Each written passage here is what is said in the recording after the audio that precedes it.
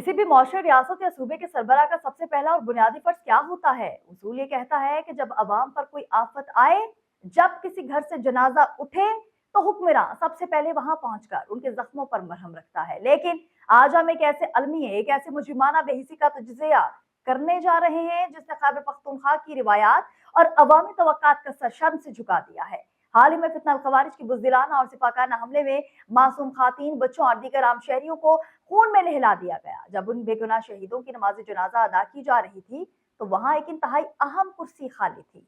ये कुर्सी उस शख्स की थी जिसकी बुनियादी जिम्मेदारी इन शहरियों के जान और माल का तहफ़्फ़ुज़ करना है, यानी वज़ीर आला खैबर पख्तूनख्वा की। इस जनाजे में वज़ीर आला की गैर मौजूदगी कोई मामूली वाक़या नहीं। इस बात का ये सबसे बड़ा और वाज़ेह सबूत है कि सूबे की मौजूदा हुकूमत मुकम्मल तौर पर नाकाम हो चुकी है और अवामी दर्द की ये बातें बेहिस इंतहा को पहुंच चुकी हैं। हैरत और अफसोस का मकाम तो ये है कि ये वही वजीर आला हैं जो अपने सियासी मुफादात के लिए, इंतशार फैलाने के लिए और सड़कों पर सियासत चमकाने के लिए दूसरे सूबों के चक्कर तो मुसलसल लगाते नजर आते हैं, लेकिन जब उनके अपने ही सूबे की आवाम पर कयामत टूटी तो उन्होंने उनके गम में शरीक होने की जहमत तक न की। यहाँ तक कि इस वहशतनाक वाक़े की कोई रस्मी और दो टूक मजम्मत भी उनकी जानिब से न सामने आ सकी।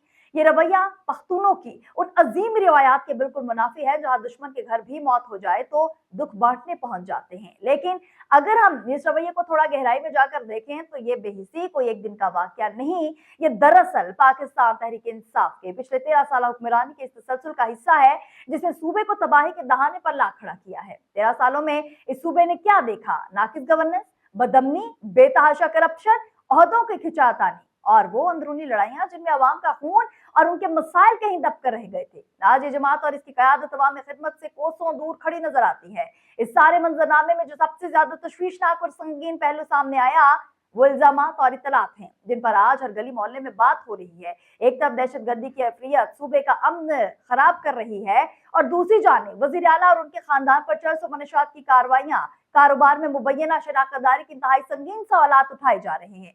एक ऐसा सूबा जो पहले ही सिक्योरिटी चैलेंजेस की लपेट में हो, वहां के चीफ एग्जीक्यूटिव पर इस तरह के इल्जामात और इसी काले धन के तनाजुर में मुबैना तौर पर दहशतगर्दों की सहूलतकारी की बातें सूबे में अमन अमान के चैलेंजेस को मजीद पेचीदा और खतरनाक बनाती नजर आती। नाज़रीन, जब मनशियात का पैसा और सियासी ताकत आपस में मिल जाए तो फिर रियासत कमजोर और जराए पेशा अनासिर मजबूत हो जाते हैं। आज इन हालात ने खैबर पख्तूनख्वा के अवाम की आंखें खोल दी। मुकामी शहरियों का वो एतमाद जो शायद कभी इस हुकूमत पर था, आज मुकम्मल तौर पर खत्म होता जा रहा है। जनाजों से वज़ीर आला की ये दूरी और बेहिसी सूबे में हुकूमत की मुकम्मल नाकामी और पीटीआई की अवाम मुखालिफ पॉलिसियों का सबसे बड़ा और वाज़ेह सबूत है। अवामी तहफ़्फ़ुज़, सूबे की तरक्की, दहशतगर्दी के खात्मे के जो भी दावे 13 सालों में किए गए वो आज लाशों के ढेर और लापता हुक्मरानों की सूरत में सिर्फ और सिर्फ खोखली सियासी बयानबाजी साबित। खैबर पख्तूनख्वा के अवाम अब ये सवाल पूछने पर हके बाजानिब हैं कि उनके टैक्सों से मर्रात लेने वाले हुक्मरान आखिर उनके खून बहने पर इतने खामोश और गायब क्यों नजर आते हैं? सियासत और इक्तदार के इस दौर में इंसानियत और जिम्मेदारी का एहसास आज मुकम्मल तौर पर दफन हो चुका है। आपको ये वीडियो कैसी लगी? कमेंट सेक्शन में जरूर बताइए।